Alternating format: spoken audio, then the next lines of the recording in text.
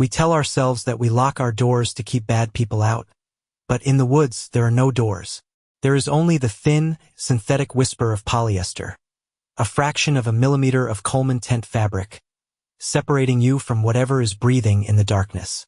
I went north to escape the burnout of my corporate architecture job, thinking that isolation was the cure for a mind fractured by constant notifications and deadlines. I did not understand then that isolation is not just the absence of people.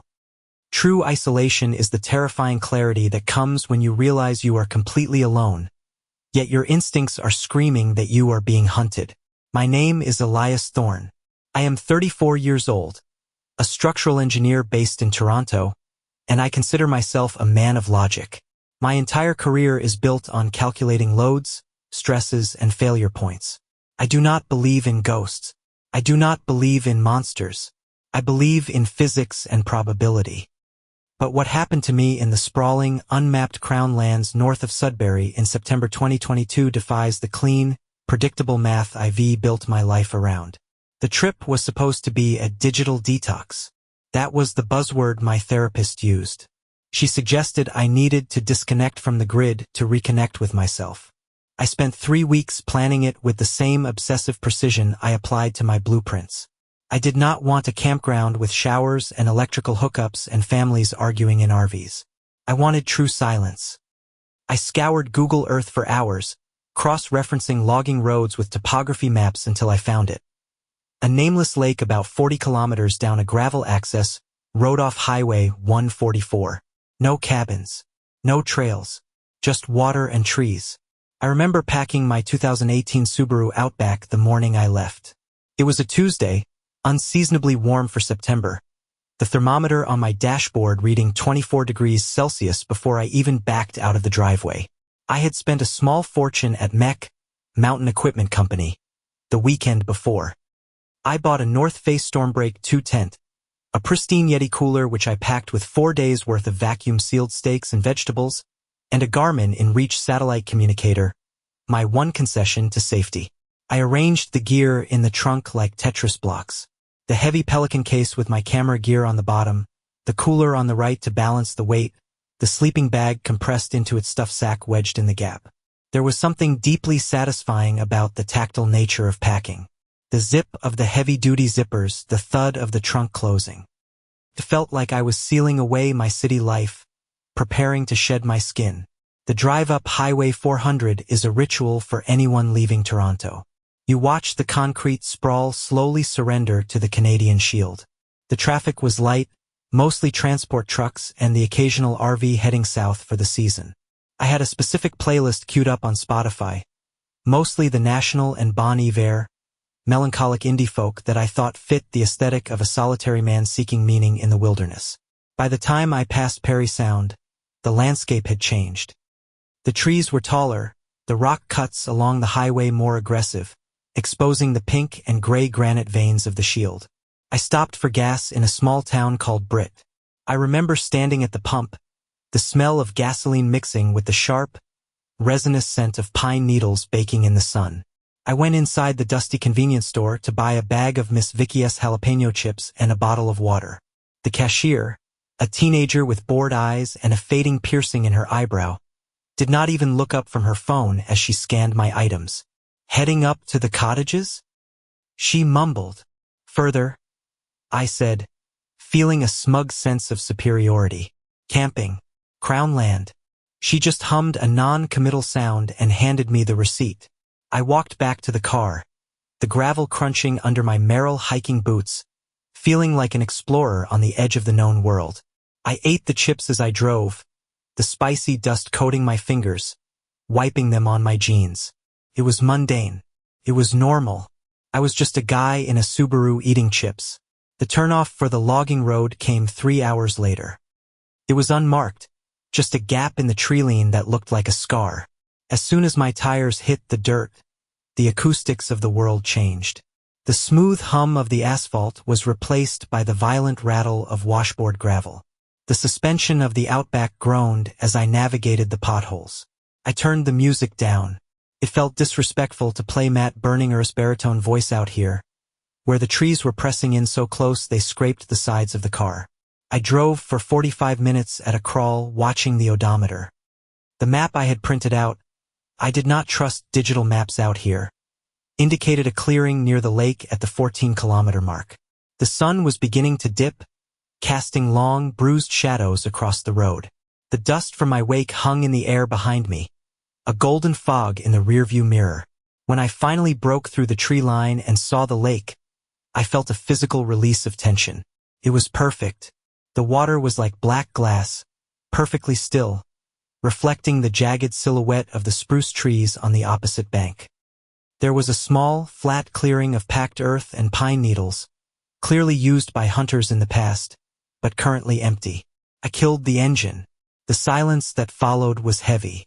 It was not the absence of noise. It was a physical pressure. In the city, silence is just a pause between sirens and HVAC hums. Here, the silence was aggressive. It rang in my ears. I opened the car door and stepped out, stretching my back. The air was cooler here, dropping rapidly as the sun vanished behind the ridge. It smelled of damp earth, decomposing leaves, and water that had never been touched by a motorboat. I checked my phone. No service. I checked the Garmin. It had a signal, but it was weak. I was truly off the grid. I started setting up camp immediately. I am a creature of habit, and I wanted everything ready before true dark set in. I laid out the footprint of the north face tent, smoothing out the wrinkles. I remember the sound of the aluminum poles snapping together. Clack, clack, clack, echoing slightly across the water. It sounded unnaturally loud, like a gunshot in a library. I paused, holding a pole in mid-air, waiting for the echo to die down. That was when I first felt it. The sensation of being watched. It's a cliché in horror stories, I know. But biologically, it's a survival mechanism. The pileoerection, goosebumps, rose on my arms. The hair on the back of my neck stood up. I spun around, scanning the tree line. Nothing. Just the dense, impenetrable wall of spruce and birch. The wind moved the upper branches, creating a soft shhhhh sound, but the undergrowth was still. I laughed nervously, the sound dry in my throat. "Get a grip, Elias," I muttered.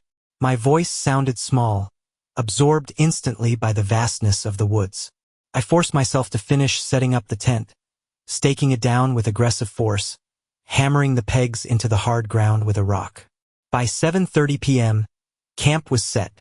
I had my sleeping bag lofted, my therma rest pad inflated, and my lantern, a black diamond Apollo, hanging from the tent ceiling, casting a warm, artificial glow. I decided to make dinner. I was not hungry. The anxiety had knotted my stomach, but I knew I needed the calories. I set up my Jetboil stove on a flat rock near the water's edge. I chose a Mountain House freeze-dried meal, beef stroganoff. I boiled the water, the blue flame hissing comfortably, a sound of civilization. I poured the water into the pouch, stirred it with my long-handled titanium spoon, and sealed the bag to let it rehydrate. While I waited the requisite 9 minutes, I sat on a log and looked out over the lake. The sun was gone now. The sky was a deep, bruising purple, fading into black. The first stars were appearing, sharp and cold. I took a sip of whiskey from my flask, a cheap rye that burned pleasantly on the way down. I was trying to rationalize the fear away. You just city broken, I told myself. You not used to the quiet. That's why you here. To get used to it. Then I smelled it. It drifted on a sudden breeze coming from the dense woods to my left. It was not the smell of nature. It was not pine or mud or animal musk. It was chemical, sharp and acidic. It smelled exactly like old, wet cigarettes and something else, something medicinal like rubbing alcohol or formaldehyde. It was faint, there for maybe 5 seconds, and then the wind shifted and it was gone, replaced by the smell of the damp lake. I frowned, sniffing the air like a dog. Had someone camped here recently and left trash?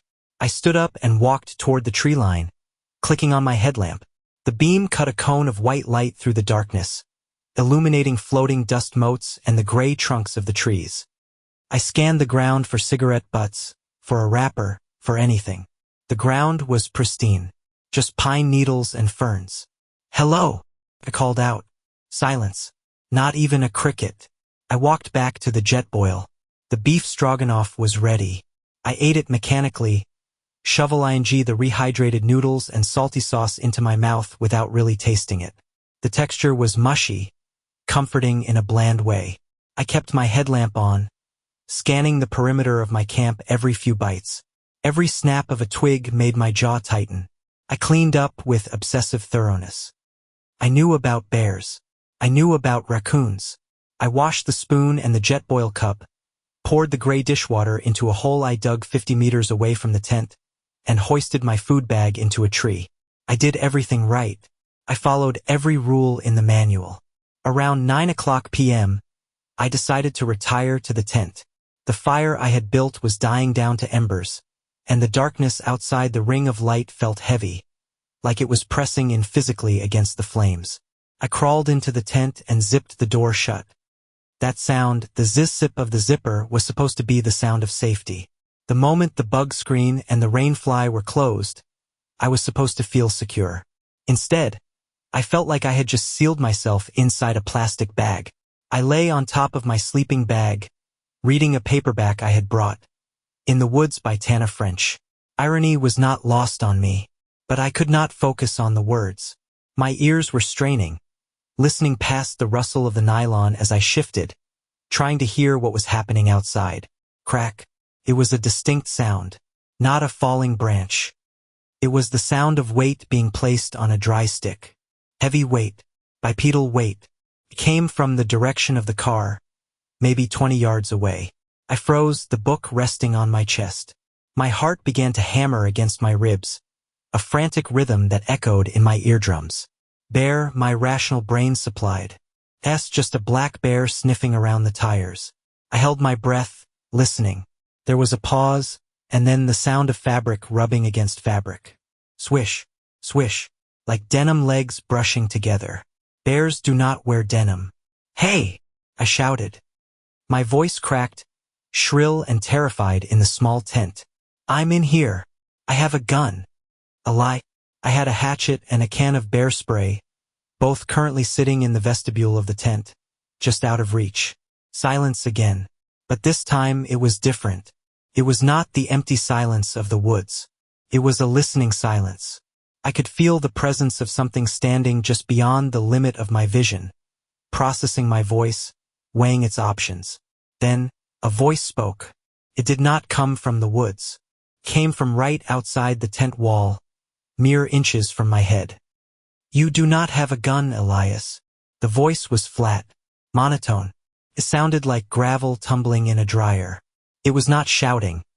It was speaking at a conversational volume, as if we were colleagues discussing a blueprint over coffee. My blood turned to ice. He knew my name. How did he know my name? I had not spoken to anyone. I had not. The tag.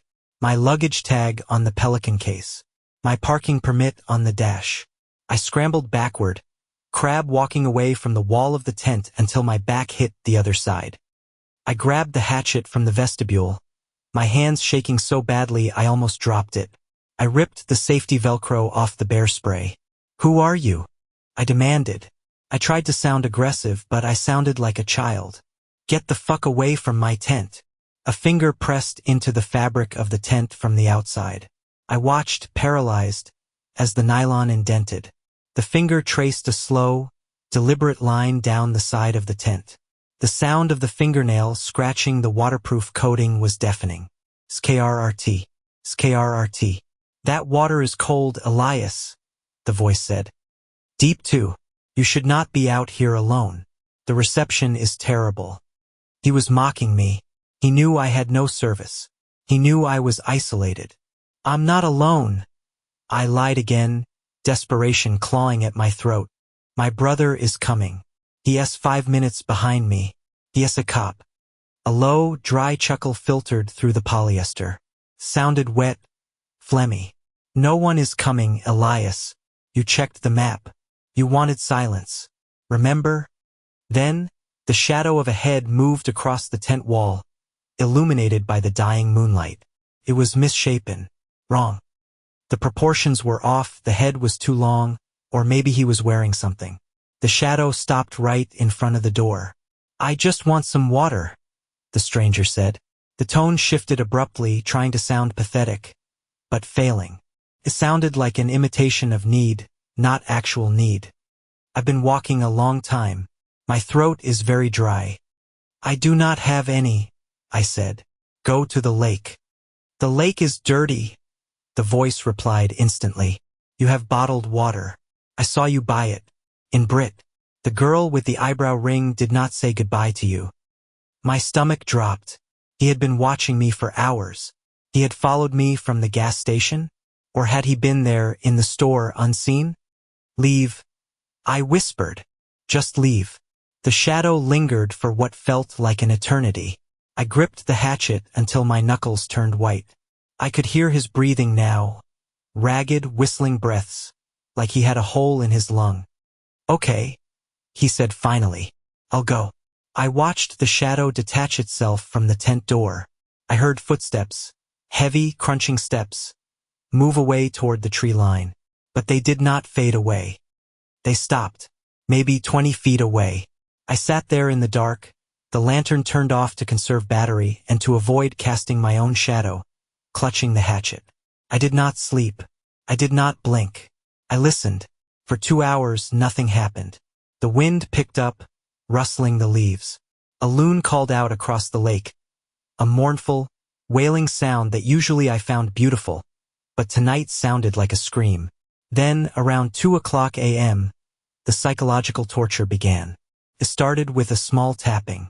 Tap, tap, tap. On the rain fly. I thought it was rain at first. Then the tapping moved. It was not random drops. It was rhythmic. It moved from the roof of the tent to the side. Then to the other side.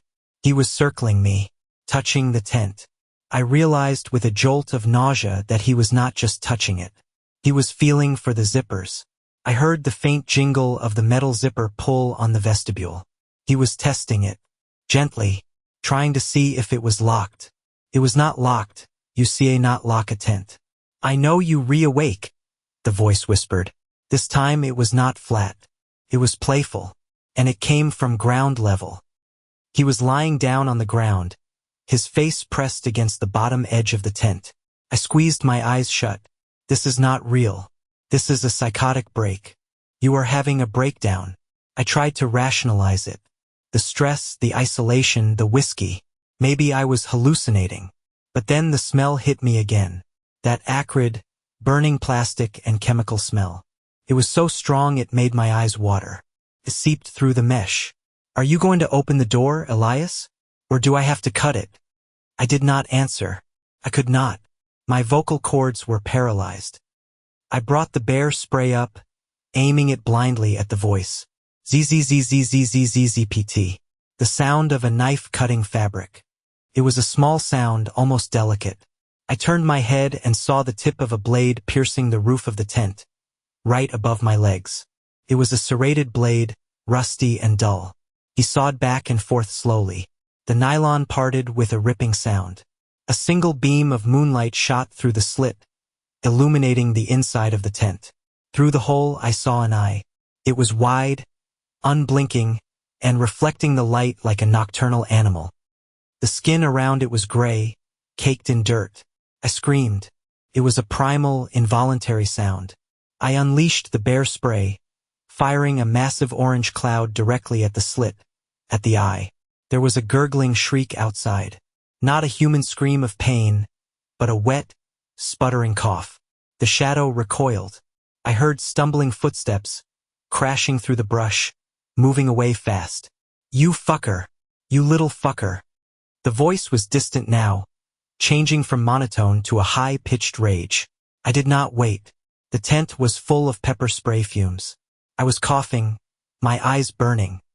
I scrambled for the door, unzipped it with fumbling hands, and fell out onto the cold ground. I did not care about the gear. I did not care about the tent. I grabbed my keys from my pocket. I ran to the Subaru. It was pitch black. I fumbled with the fob, hitting the unlock button. The headlights flashed, a beacon in the dark. I threw myself into the driver's seat and locked the doors. My hands were shaking so hard I could not get the key into the ignition. Come on. Come on. I looked out the driver's side window.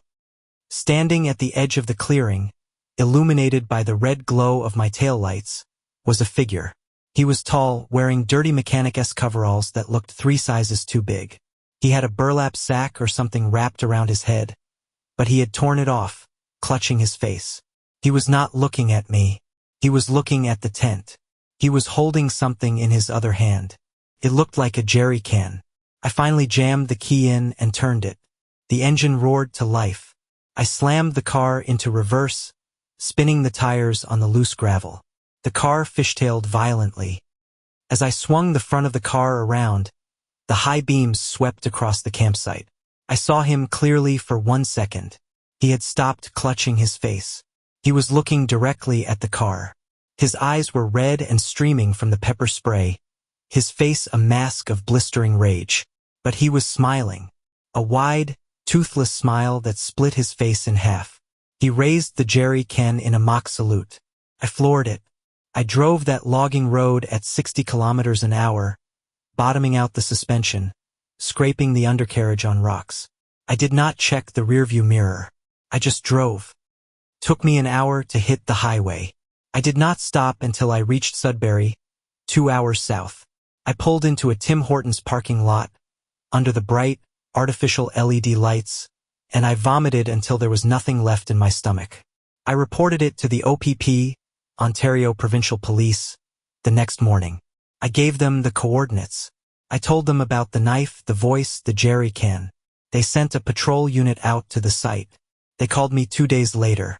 Mr. Thorne, the officer said, his voice hesitant. We found your tent. It was well, it was destroyed. Burned, actually. Someone torched it. Did you find him? I asked, gripping the phone. No, but we found something else. We found a campsite about 200 meters back in the woods, hidden in a ravine. Whoever was staying there had been there a long time. He paused. We found photos, Mr. Thorne. Dozens of Polaroids. They were taped to the trees. Photos of what? Of people sleeping in tents. From the outside, just the shapes of bodies pressing against the fabric. There were dates written on them going back 3 years. I hung up. I never went back for my gear. I sold the Subaru a week later because I could not stand the smell of pine air freshener anymore. I live in a condo now on the 20th floor. I have 3 deadbolts on my door. But sometimes late at night when the wind howls between the skyscrapers, I hear it. A faint tapping on the glass of my balcony door. Tap, tap, tap. And I know it's just the wind. I know it's just thermal expansion. I know I am safe in the city, surrounded by millions of people. But then I remember that smell. Burning plastic and cheap antiseptic. And I remember that he knew my name. He knew where I bought my water. And he has a car, too. Sleep tight. But that is the sanitized version. That is the version I tell myself when I am trying to keep my heart rate under 100 beats per minute. The truth is, the story did not end when I hit the highway. It did not end when I sold the Subaru. Trauma does not have a clean narrative arc with a beginning, middle, and end. It's a loop. And in the weeks following that night, I found out that the loop was much tighter than I thought. Let's go back to that drive. The hour between the campsite and the Tim Hortons in Sudbury. I mentioned I did not look in the rearview mirror. That was a lie. I looked every 4 seconds. My eyes were darting between the pitch-black rectangle of the rear window and the illuminated dashboard of the Outback. I was hyper-aware of the car's mechanical status. The engine temperature was holding at 90 degrees Celsius. The tire pressure monitor was flashing a warning for the rear left tire. I must have hit a rock escaping the campsite, but I did not care. I would have driven on the rim. About 20 minutes down the logging road, I saw headlights behind me. At first, they were just twin pinpricks of yellow in the dust cloud I was kicking up. My brain immediately engaged its rationalization protocol. It's just a hunter, I told myself. It's a logging truck working a late shift. But the lights were too low to be a truck. And they were moving too fast to be a cautious hunter. They were aggressive. They were swerving, cutting through the dust, gaining on me. I was doing 65 on gravel. The car behind me must have been doing 80. I could see the shape of it now in the intermittent flashes of my brake lights. An old square-body pickup truck. Maybe a Ford F-150 from the late 90s. One headlight was slightly dimmer than the other. I gripped the steering wheel so hard the leather groaned. I did not have cell service yet. If he rammed me here in the dark, miles from the highway, that was it. The physics were simple, mass times acceleration. His truck was heavier. He would win. I turned off my lights. It was the most terrifying decision of my life. I plunged myself into absolute darkness while moving at highway speeds on a dirt road lined with Canadian shield granite. I was betting on my memory of the road and the faint ambient skylight. I held my breath, counting down. 3, 2, 1. I saw the headlights behind me sweep past a bend, searching for my taillights. I jerked the wheel to the right, aiming for a narrow service trail I had noted on the way in, just a gap in the brush used by hydro workers. The Subaru crashed through the undergrowth, branches screaming against the doors. I slammed on the brakes, sliding to a halt behind a dense thicket of alder bushes. I waited. My engine was idling, barely audible. The smell of hot brakes and crushed pine needles filled the cabin. The truck roared past. I saw it clearly this time. It was a rusted red color, lifted high on mud tires. The bed was full of junk, tarps, gas cans, and something that looked like a tangled heap of camping gear. It did not slow down. The driver was hunched over the wheel, illuminated by the green glow of his own dashboard. He was looking straight ahead, predator-focused. I sat there for 10 minutes after his taillights vanished. Only when my hands stopped shaking enough to operate the gear shift did I creep back onto the road. I drove the rest of the way to the highway at 20 kilometers an hour, lights off, navigating by the stars. When I finally reached the OPP detachment in Sudbury the next morning, the adrenaline had crashed, leaving me in a state of cold, vibrating exhaustion. The station smelled of floor wax and stale coffee. The fluorescent lights buzzed with a headache-inducing frequency. 60 hertz of misery. The officer who took my statement, Constable Miller, was a heavy-set man with a kind face and a stain on his tie. He listened to me, taking notes on a yellow legal pad. He was patient, but I could see the skepticism in his eyes. He saw a city boy who got spooked by the dark. A soft target. "We'll send a car out, Mr. Thorne," he said, tapping his pen. "But you have to understand that area is massive. It's south thousands of square kilometers of crown land. And if this individual did not actually touch you..." He stabbed my tent. I snapped, my voice rising. He had a knife. He threatened to cut me out. Property damage and uttering threats. Miller nodded. "We take it seriously." But without a plate number or a clear description. That was when I remembered the SD card. "I have a dash cam," I said, "and I have a trail cam." I had set up a Bushnell trophy cam on a tree facing the lake, intended to capture a time-lapse of the sunrise. It had been running the entire night. It was still in the trunk of the car, in the Pelican case I had rescued. We plugged the SD card into Miller's computer. The room went silent. The footage was grainy, black and white infrared. It showed my tent, a glowing white shape in the center of the frame. The time code in the corner read 1:14 a.m. For the first hour of the recording, nothing happened.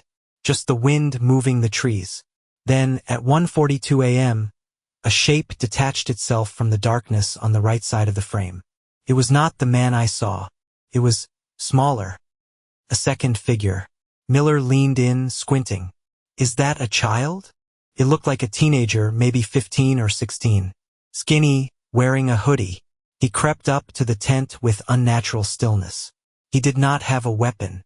He had a camera, a DSLR with a long lens. We watched as this kid spent 20 minutes circling my tent, taking photos. Flash off, just clicking away. He was documenting my sleep. He was documenting my vulnerability. Then, at 2:05 a.m., the larger man appeared. The one I spoke to. The one with the knife. He walked into the frame from the left. He walked right up to the kid, placed a hand on his shoulder. They did not speak. The kid lowered his camera and melted back into the woods. The man stepped forward, pulled out the knife, and the audio on the recording picked up that sound. Tap, tap, tap. Miller stopped the video. His face had lost its color. "Okay," he said softly.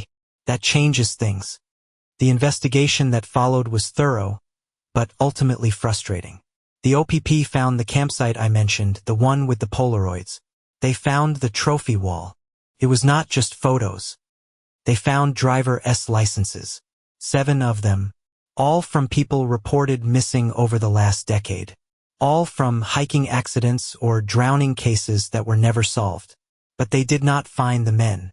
The woods are too big, and these people, whoever they were, knew the terrain better than any cop. They vanished. Like smoke. I went back to Toronto.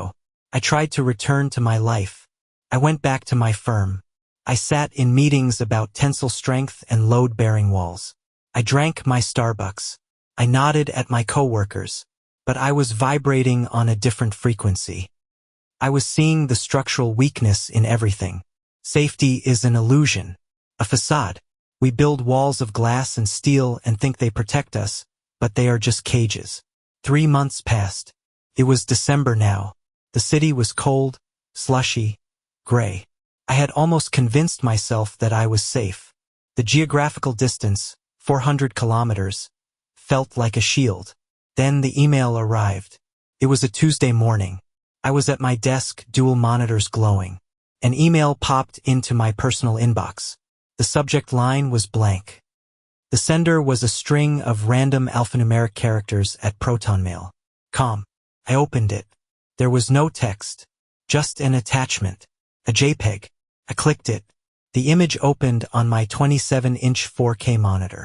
It was a photo of me, but it was not from the woods. It was taken from outside a window, looking in. I was wearing my blue flannel robe.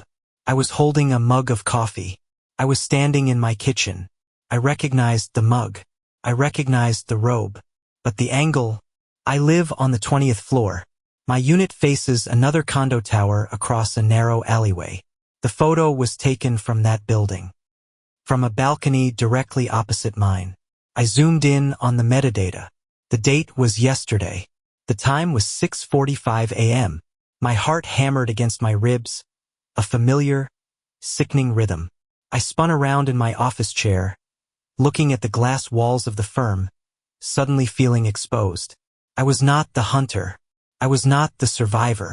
I was still the subject. I called the police again. Toronto Police Service this time. They were less helpful than Miller. "It's just spam," the officer said on the phone. "Probably a bot scraping social media." "I never posted this photo." I screamed into the receiver, drawing stares from the interns in the bullpen. "It was taken yesterday morning inside my home. They filed a report. They told me to change my passwords, to get curtains. I hired a private investigator, a guy named Roach, ex-military, expensive, paranoid. I met him in a diner on Queen Street. I showed him the photo. I told him about the woods. Roach did not blink. He ate his eggs, wiped his mouth with a napkin, and said, 'You not dealing with a drifter, Elias. Drifters do not use encrypted email. Drifters do not rent condos in downtown Toronto to get a sniper angle with a telephoto lens. You dealing with a network.' A network? The dark web is not just for drugs," Roach said, lowering his voice. "There are communities, hunting clubs. They do not hunt deer. They hunt fear. They document it. They share it. It's a game to them. Tag and release. They caught you in the woods, they tagged you, and now they tracking the migration." I felt the blood drain from my face. "So what do I do?" Roach smiled, a grim, humorless expression. "You stop being the prey. You become the bait." We set the trap in my apartment. It took 2 weeks of preparation. Roach installed hidden cameras, not the cheap Nest ones that connect to Wi-Fi, but hardwired CCTV systems hidden in smoke detectors and vents. We reinforced the door frame with a steel strike plate. We put pressure sensors under the rug in the hallway. And then we waited. I had to live my life as if everything was normal. That was the hardest part. I had to wake up, make coffee, walk around in my robe, knowing that across the alleyway, a lens was likely trained on me. I had to perform Elias Thorne, normal guy, for an audience of psychopaths. It happened on December 24th, Christmas Eve. The city was quiet. Snow was falling, thick and heavy, muffling the street noise. I was sitting on my couch, pretending to watch it, A Wonderful Life. Roach was in a van parked 3 blocks away, monitoring the feeds. Buzz. My phone vibrated. A text from Roach. Movement in the hallway. Level 20. 2 targets. I did not move. I kept my eyes on the TV. My breathing was shallow. 2 targets. The man and the boy. I heard the elevator ding down the hall. Then soft footsteps on the carpet. They stopped outside my door. I waited for the knock. I waited for the kick. Instead, I heard a sound that made my skin crawl more than any scream. Click, beep, were an electronic lockpick. They were bypassing the keypad. They re-in. Roach's voice crackled in my hidden earpiece. Do not engage until they cross the threshold. I'm moving in. ETA 90 seconds. The deadbolt slid back. The handle turned. The door opened. I did not look. I could not look. I stared at Jimmy Stewart on the screen. Elias. The voice. The same gravel dry voice from the tent. I turned slowly. Standing in my hallway, framed by the sterile white light of the condo corridor, was the man. He was not wearing coveralls now. He was wearing a suit. A gray, tailored suit that looked expensive. He held a briefcase in one hand and a silenced pistol in the other. Beside him was the boy. He was older than he looked in the video, maybe 18.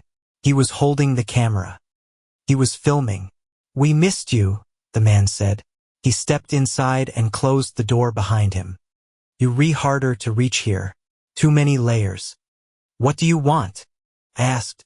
My voice was steady this time. I was angry. I was so tired of being afraid. We want the end of the movie, the boy said. His voice was soft, melodic. The escape was a good twist, but the audience prefers a tragedy. The man raised the gun. Crash. The patio door behind me shattered. It was not Roach. Roach was at the front door. A figure swung in from the balcony on a rope, crashing through the glass, boots hitting the hardwood floor. Dressed in black tactical gear, the man in the suit spun around, distracted. Boom! The front door exploded inward. Roach. He had breached with a battering ram. Chaos. Absolute chaos. The man in the suit fired. Piffed. Piffed. 2 shots into the wall. Roach returned fire with a shotgun. The sound was deafening in the enclosed space. The drywall disintegrated. The man in the suit went down, clutching his leg. The boy dropped the camera and scrambled for the kitchen. The figure from the balcony, who I realized now was another of Roach's team, tackled him. I stood there, amidst the shattered glass and the smell of cordite, watching the monsters get zip-tied. But here is the thing about horror. It does not stop when the bad guys are caught. The police arrived. Ambulances. Questions. The man in the suit was identified as a senior partner at a law firm in Bay Street. A pillar of the community. The boy was his nephew. They found the server. The network Roach had talked about. It was huge. Thousands of videos. Thousands of victims. People camping, people sleeping in their homes, people showering. But as they were hauling the server towers out of the lawyer's penthouse the next day, Roach pulled me aside. He looked pale. Elias, he said. We decrypted the admin logs. And the lawyer, the guy in the suit, he was not the admin. He was a user, premium user, sure, but he did not run the site. Who runs it? Roach handed me a printed screenshot. It was a chat log from the night of the Woods incident. User, Hunter01, the lawyer. Target escaped. Subaru Outback. Heading south. Admin Watcher Prime. Let him go. It makes the Season 2 content better. Tracking enabled via OnStar Hack. I stared at the paper. Watcher Prime. We traced the IP for the admin, Roach said. It's bouncing through a dozen proxies in Russia and China. But the original signal? The MAC address? He hesitated. Where, Roach? It's coming from inside your office building, Elias. The architecture firm. I felt the world tilt. My firm. My colleagues. The people I designed buildings with. The people who knew my schedule. Who knew when I was taking vacation. I looked at the photo of the admin. There was no face. Just a username. I quit my job the next day. I moved again. I did not tell anyone where. I did not hire movers. I rented a U-Haul under a fake name and drove west until I hit the Rockies. I live in a cabin now. Not isolated, God no. I live in a dense tourist town in Banff. I need people around me. I need witnesses. But sometimes, when I'm walking down the busy streets of Banff, surrounded by tourists in their North Face jackets and hiking boots, I catch a scent. Old cigarettes and burning plastic. And I wonder, is it just a tourist smoking? Or is it the admin? Is he here watching season 3 unfold? Because the scariest part is not that they found me in the woods. The scariest part is that they designed the woods. They designed the city. They designed the trap. And I am still just a rat in a maze, waiting for the cheese to be poisoned. So, if you replanning a digital detox, if you rethinking of going off grid to find yourself, do me a favor. Do not. Stay where the lights are. Stay where the cameras are visible. Because the ones you see not see, they the ones recording the ending you will not survive.